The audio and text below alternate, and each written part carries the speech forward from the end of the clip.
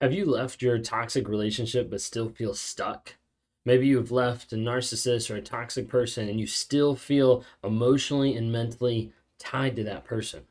Sometimes you feel like maybe I've been away from this person for 5 days or 5 months and I still feel mentally stuck. I still feel mentally like a slave sometimes of having to get pulled back to this person, of getting pulled back to someone that I know is toxic, that I don't want in my life, and I don't understand. Why can't I be free? Is that a question you've ever asked? Is that a question you've thought, or even just hearing this, you've experienced being like, wait a second, like this is actually something that I feel and that I resonate with, is the idea of like not being free from the narcissist even after being away from the narcissist. You see, a lot of times people struggle with the idea of the mindset shift of getting free from the narcissist even after, because just leaving doesn't always cut it. Just leaving is not always enough to be free. What I want to share with you today is 5 aspects of where freedom starts, of how to have freedom, getting away from that narcissist, but with the mindset, with the thought process that goes along with that. If you guys are new here, my name is Ben Taylor. I'm a self-aware narcissist on this platform to provide awareness, growth, healing, and change. Would love to have you interact on any of the other platforms. We've got Instagram, Facebook, TikTok, YouTube. We're also on Amazon Music, Apple Podcasts, Spotify, anywhere like that. Give us a like, give us a listen, subscribe, just help share some of the content, because the main goal is awareness, to let people know what this is. What I want to encourage you today is you might have either in your life this going on, or you might know someone in your life that's struggling with this. Would you share it with them today, just to be able to help them understand what they're going through? Because freedom doesn't always come with a location. A lot of times it has to come from the mind. It has to start from that, and it has to continue with that. We'd love to have you join with us in a community of like-minded people. Download the NARC app. Stands for Narcissistic Abuse Recovery Community. Like-minded people helping you grow, heal, and change. Courses, tracking no contact, learning about boundaries, healthy dating after abuse, monthly coaching, a ton of different stuff that's packaged up inside that app that we're trying to help grow people and help people understand how to continue that process moving forward of healing, growth, and change. Check that out, okay? So when we're thinking about narcissism and we're thinking about getting out, a lot of times the biggest struggle that we talk about is getting free from the narcissist, getting away. But the thing is, just getting away, just getting to the place where you're no longer in contact, or you're no in the same vicinity or the same state or wherever it might be, isn't always enough. And sometimes it doesn't actually do much difference. Because if the mindset isn't changed, if the thought process is, if rewiring the story isn't actually changed, then you're going to go back.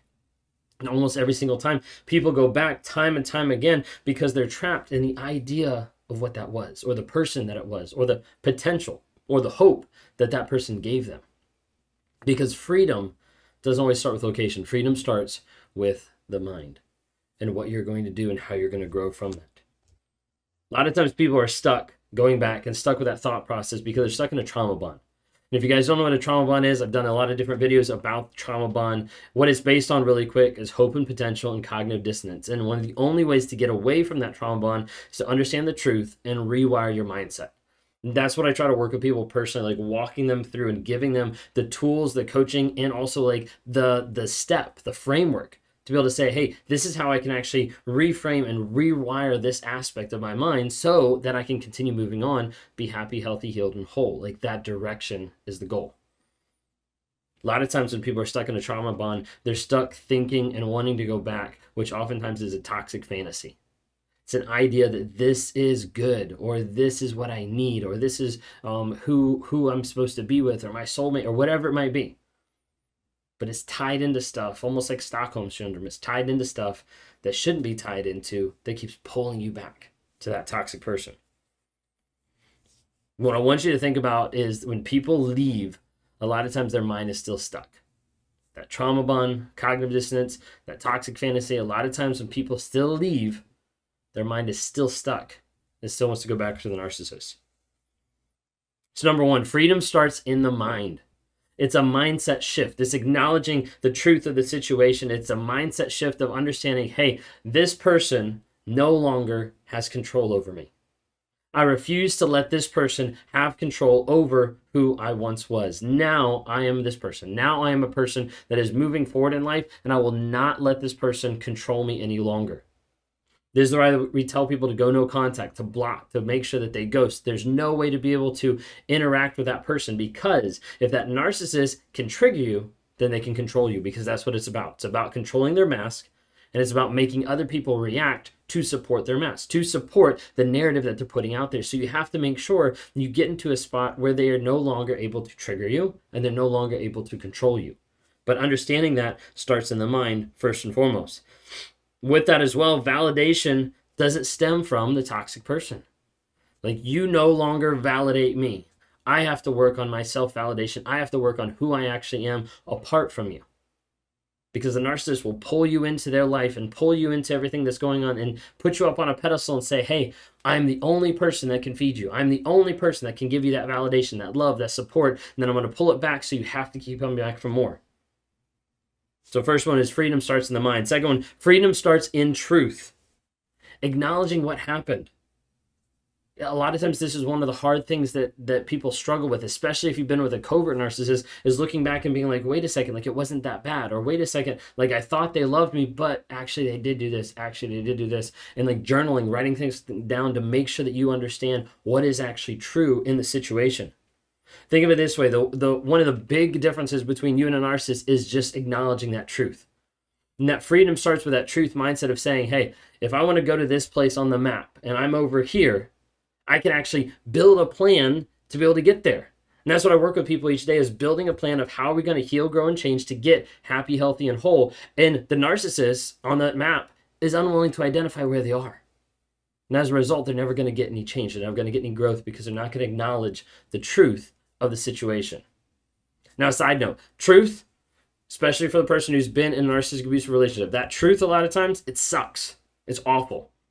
I'm not saying it's easy, but I am saying when you acknowledge it and when you have it there in front of your face and you're like, hey, this is what it is. It's awful. It sucks. I hate it. But now I know where I'm at, and I can start to build that process of growing. It's okay. And it's okay that it sucks, but it will get better. Freedom starts in the mind. Freedom starts in truth. Freedom starts with self-confidence. There's one thing that people struggle with a ton in relationships with a narcissist, because they strip you of that self-confidence. They take a lot of that away. You don't know how to do that. Why'd you do it this way?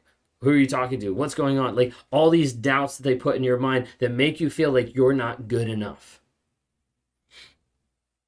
A lot of times with building up that self-confidence is getting to the place where you start to follow through with the things that you said. When people are trying to build up self-confidence from nothing to something, it's those small incremental steps that sometimes say, hey, there's 3 things I'm going to do today, and I'm going to accomplish them. And they come out and they accomplish them. And they're like, look, I actually accomplished those 3 things. Now tomorrow, I'm going to do another 3 things. And they start to build that repetition. And over a period of time, they start to be like, wait a second. No, I actually can do something. I actually can do this. This is something that I have confidence in because I've done it repetitively over a period of time. And as people start to build up that confidence, they start to separate that idea that that person was the person giving them that validation and giving them that confidence. When people are able to set an intention and follow through with it, it builds confidence, and it also aligns them with where they're going long term. It starts to let them live in congruence of who they are. See, a lot of times people struggle with this concept because what they are is like, hey, I want to be this person, but how they're acting is this way. And so they're like, wait a second, like, how am I supposed to do this? Well, living in congruence is aligning those things. It's bringing them close together of like, hey, I want to have this intention today that I'm going to show up, I'm going to live, and I'm going to be this way for the people that love me and that are around me. And then when you follow through with that, that starts to build on each other. It starts to build that self-confidence. Freedom starts in the mind. Freedom starts in truth. Freedom starts with self-confidence. Freedom starts with knowing your worth. Just like self-confidence, worth feels like it was like stripped away.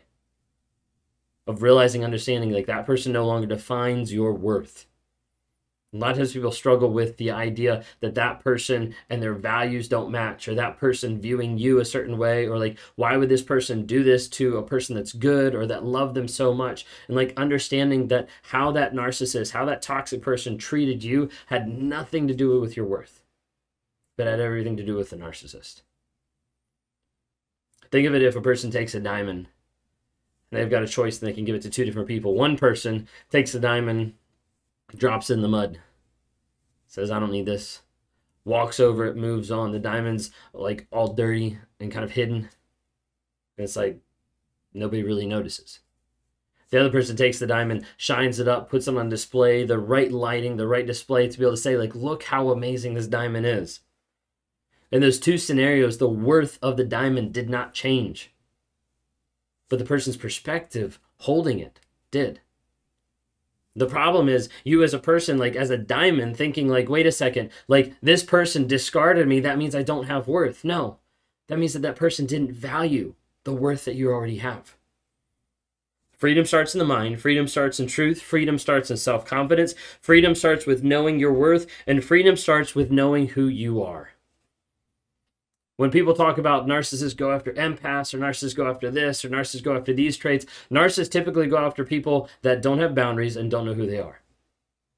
So you want to build one of the best systems to keep yourself happy, healthy, and whole moving forward is know who you are, develop boundaries, and follow through with those. Knowing who you are starts off just with the simple idea of who am I apart from what I do? What are the vision that I have of who I want to be? Who am I going to show up for today? Who am I going to serve?